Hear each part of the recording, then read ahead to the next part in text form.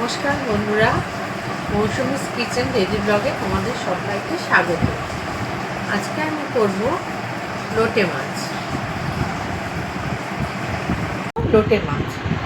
তার জন্য আমি লোটে মাছগুলোকে ভালো করে নুন দিয়ে ধুয়ে ছোট ছোট পিস করে নিয়েছি, আর জল একটা স্ট্রেনারের মধ্যে বসিয়ে রেখেছি যাতে জলটা ঝরে যায়, কেননা লোটে মাছে তো এমনিই প্রচুর জল থাকে।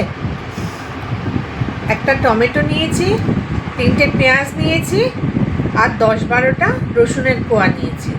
এবার এগুলোকে আমি কুচিয়ে কেটে নেব।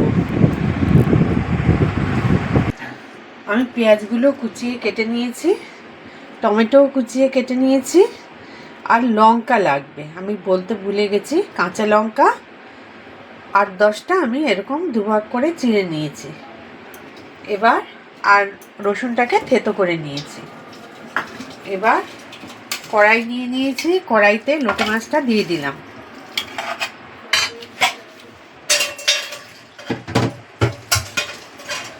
এবার এক এক করে টমেটো, পেঁয়াজ, কাঁচা লঙ্কা সব দিয়ে দিলাম।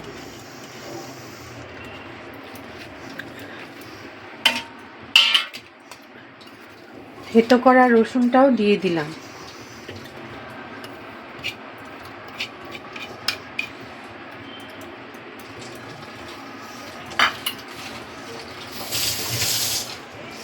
এবার এর মধ্যে দিয়ে দেব হলুদ গুঁড়ো,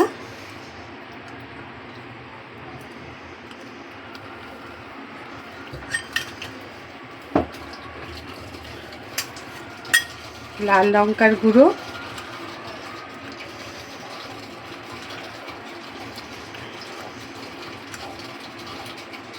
আমাদের বাড়িতে ঝালটা একটু বেশি খায় বলে আমি 3 চামচ ঝাল লঙ্কার গুঁড়োটা দিলাম। আর দিয়ে দেব নুন,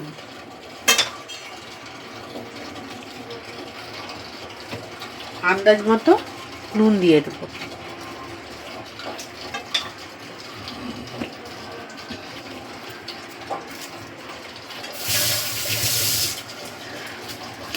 দিয়ে দেব কাঁচা সর্ষের তেল।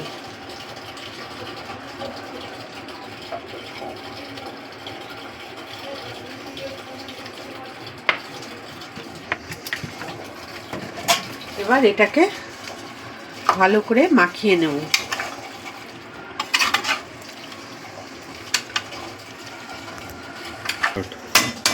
মাছটা ভালো করে মাখানো হয়ে গেছে। এবার আমি গ্যাসটা অন করে দেব। এবার একটা ঢাকা দিয়ে দেব, এটা হতে থাকবে।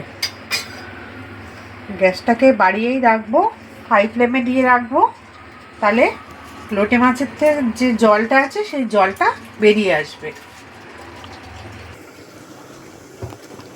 ঢাকাটা খুলে নিলাম, দেখো বন্ধুরা কতটা জল বেরিয়েছে।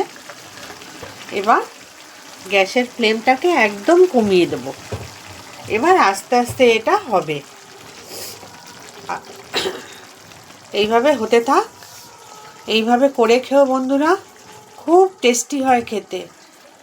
আমাদের বাড়িতে তো এটাই চলে, ঝুড়িও চলে। এইভাবে করে নেব জলটা শুকিয়ে যাওয়া পর্যন্ত। দেখো বন্ধুরা মাছ থেকে কত জল বেরিয়েছে।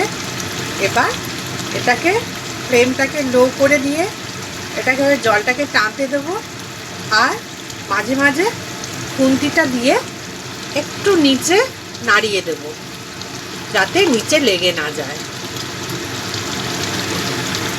এইভাবে করব।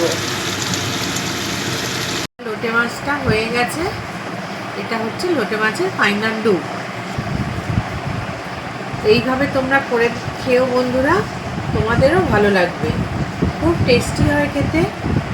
আর এই রেসিপিটা যদি তোমাদের ভালো লেগে থাকে তবে অবশ্যই লাইক, কমেন্ট, শেয়ার করে দিও, আর সাবস্ক্রাইব অবশ্যই করো, আর পাশে থাকা বেল আইকনটি ক্লিক করে দিও।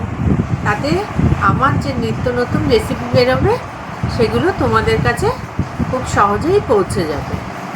আজ তাহলে এই পর্যন্তই থাক বন্ধুরা, ধন্যবাদ।